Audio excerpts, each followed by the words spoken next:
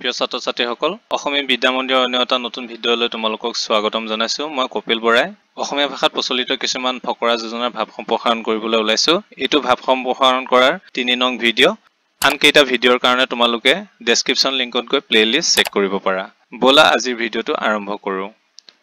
100 গৰু মাৰিলে বাঘৰো মৰণ ইয়াৰ উত্তৰ হৈছে উক্ত প্ৰবচন ফাকি হৈছে অসমীয়া সমাজত প্ৰচলিত হৈ অহা এষাৰি ফকৰা যোজনা এটা দুটা গৰু হত্যা কৰা বাঘ সহজতে চকুত নপৰে কিন্তু এটা দুটাকৈ যেতিয়া হি বহুতো গৰু নিধন কৰি গৈ থাকিব আৰু মানুহৰ তথা জীৱ-জন্তুৰ মাজত সন্তাসৰ সৃষ্টি কৰিব তেতিয়া সেই বাঘক মাৰিবলগীয়া হোৱা বুলি সকলোৱে সহজে অনুভৱ কৰিব অৰ্থাৎ তেনে অৱস্থাত সেই বাঘৰ মৃত্যু অনিবাৰ্য হ'ব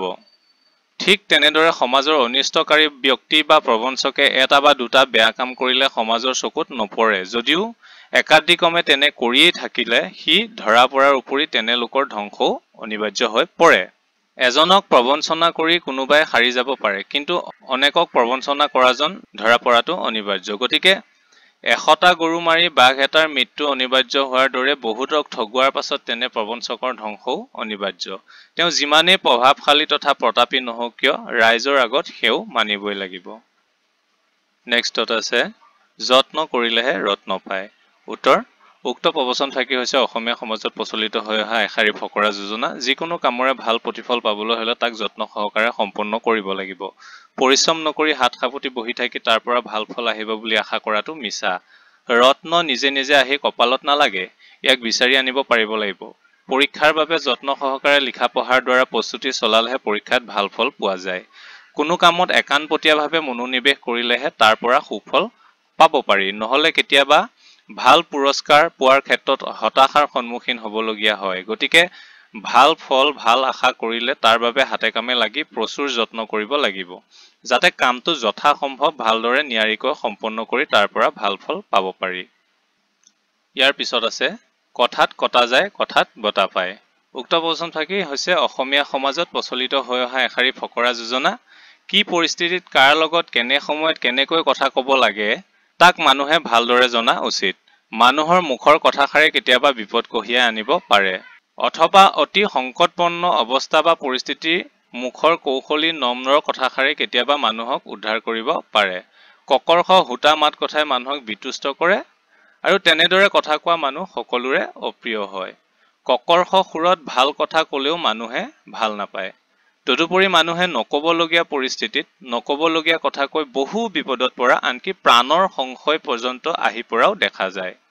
আনহাতে সুন্দৰ সময় উপযোগী কথা ক'ব পৰা ব্যক্তি লোকৰ প্ৰিয়পাত্ৰ হ'ব পাৰে গতিকে দেখা যায় ককৰ্ষ তথা সময় জ্ঞানহীন কথাই মানুহলৈ বিপদ কঢ়িয়াই আনিব পাৰে আৰু ভদ্ৰ কৌশলী তথা সময় উপযোগী কথা ক'ব পৰা জনে নিজৰ কথাৰে বহু কিবা কিবি লাভ কৰিবলৈ সক্ষম হয় ইয়াৰ পিছত আছে অল্প বিদ্যা ভয়ংকৰী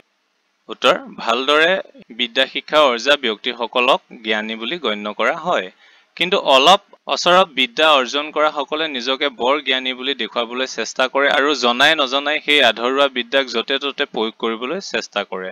তেনেকুৱা লোকে নিজেই সকলো জানি উঠা বুলি ভাবে আৰু নিজৰ প্ৰভুত্ব জাহিৰ কৰিবলৈ গৈ মুখ থেকেচা খায় গতিকে অলপ অচৰব শিক্ষা উপকাৰী হোৱাতকৈ বেছি অপকাৰী বা ভয়ংকৰহে হৈ উঠে তেনে অল্প শিক্ষিত ব্যক্তিৰ পৰা কেতিয়াবা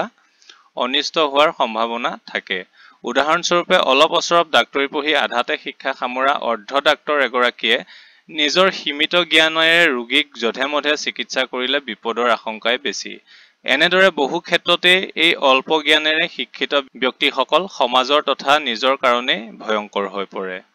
ইয়াৰ পিছত আছে সময় অমূল্য ধন উত্তৰ সময় সকলোৰে বাবে সীমিত তদুপৰি ই সদায় গতিশীল কাৰো বাবে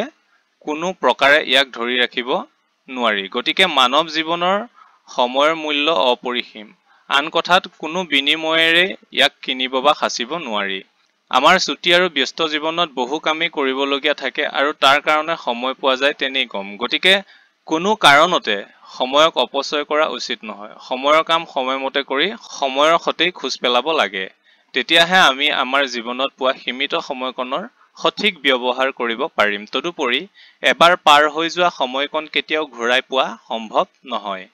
এনেদৰেই আমিও উপলব্ধি কৰিব পাৰো যে আমাৰ জীৱনত সময়ৰ মূল্য কিমান এই সময়ক আমি সকলোৱে সঠিক ব্যৱহাৰ কৰি ইয়াৰ গুৰুত্ব উপলব্ধি কৰা উচিত প্ৰিয় ছাত্ৰ-ছাত্ৰীসকল, এইটো ভিডিঅ'ত ইমানখিনিয়ে ভাৱ সম্প্ৰসাৰণ কৰা হ'ল। অন্যান্য ভিডিঅ'ৰ বাবে তোমালোকে চেনেলটো ছাবস্ক্ৰাইব কৰি প্লেলিষ্টবোৰ চেক কৰিবা। ধন্যবাদ।